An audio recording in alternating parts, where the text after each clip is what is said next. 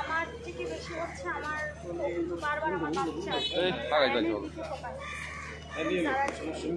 সে কিন্তু মানে কতটা লাইভেও দেখলাম তার এই যে কোরআন ধরে মিথ্যে বলা, এই ধরনের মানুষগুলো কিন্তু যে কোনো সময় খুব ডেঞ্জারাস হয়ে যায়।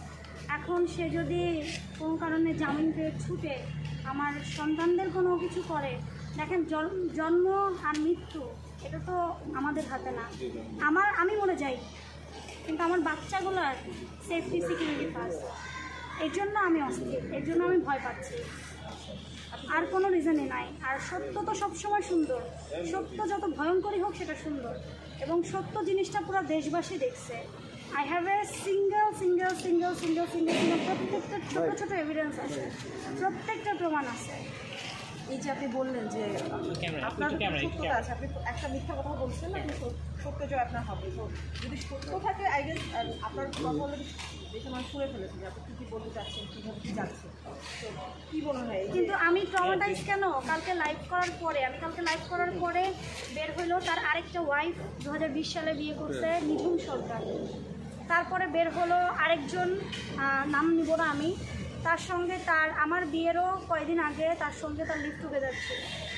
এবং এরকম অনেক কিছু এখন মেসেঞ্জারে আসতেছে, তার গ্রামে তার মামলা আছে, এগুলো অনেক কিছু আসতেছে, আমার মেসেঞ্জার ভরে গেছে। তো আমি মেন্টালি মানে আমি নিতে পারতেছি না যে আমি কোন মানুষটাকে মানে বিয়ে করলাম, যে বলল সে আল্লাহর দিকে তাকে আমাকে বিয়ে করছে, সেই মানুষটার পরবর্তীতে বউ বের হইল, 11 বছরের ছেলে বের হইল, এর পরবর্তীতে এখন তার কি বের হইল, আরেকটা বিয়ে করছে সে 20 সালে নিঝুম সরকার নামে, আবার আরেকটা বের হইল তার লিভ টুগেদার। মানে আমি তো একটা নারী, আমি তো ভাই সংসার করতে চাইছি, আমি তো মানে এমন না যে বিয়েটা ছেলে খেলা, নট লাইক দ্যাট। তাহলে তো ঢোল তবলা নিয়ে পৃথিবীকে জানায় বিয়ে করতাম না, আমি তো বিয়ে করতে চাইছি। তো আমি এই যে এখন যে নিউজগুলো পাচ্ছি এগুলো আমাকে মানে আমি মানসিকভাবে একটা করে জানতেছি, একটা করে শুনতেছি, আর আমার কাছে মনে হচ্ছে আল্লাহ মানুষ এরকম হতে পারে। এবং কালকে সে যে মুখে বলছে যে কোরআন ছুঁয়ে সে শপথ করে বলবে, কথায় কথায় কোরআন ধরা, আল্লাহ একজনকে এর বিচার করবে না?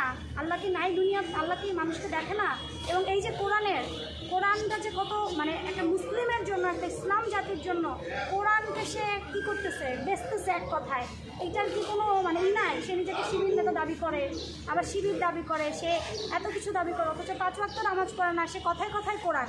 কালকে লাইভেও কিন্তু সে নাকি করছে যেন কোরআন নিয়ে আসছে, মা বাসায়ও আমাকে কোরআন ছুঁয়ে শপথ করাইলো, সব জায়গায় তার কোরআন। মানে বুঝেন বিষয়টা?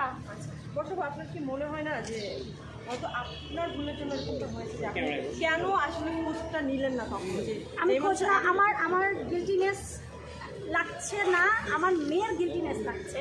আমার মেয়ে বারংবার বলছে, 9 বছরের বাচ্চা, আমি গিল্টি ফিল করছি মা, যে আমি পারমিশন না দিলে তুমি কখনোই বিয়ে করতে না। আমি পারমিশন দিছি কারণ আমার ছোট ভাইয়ের দিকে তাকায়, আমি বাবা পাইছি কিন্তু আমার ভাইটা বাবা পায়নি।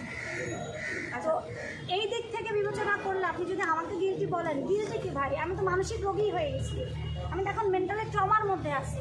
তাহলে গিল্টিনেসের চেয়ে বড় সিচুয়েশন এখন এই মুহূর্তে আমি তো আমার ভেতরে নাই, আমি জানি না আমি কী বলতেছি। আমার কাছে কাবিন নামা চাওয়া হচ্ছে, কাবিন হয়েছে, বিয়ে হয়েছে রত্না কবির আপুর বাসায়, নায়িকা রত্না কবির আপুর মায়ের উকিল কি বলে কাজী দিয়ে বিয়ে পড়ানো হয়েছে, কাবিনের রিসিট আছে আমার কাছে কাবিন নামা নাই। এখন আমার ছুটে যেতে হবে কাবিন নামা আনার জন্য। আপনারা তো বুঝতেছেন আমার সিচুয়েশনটা।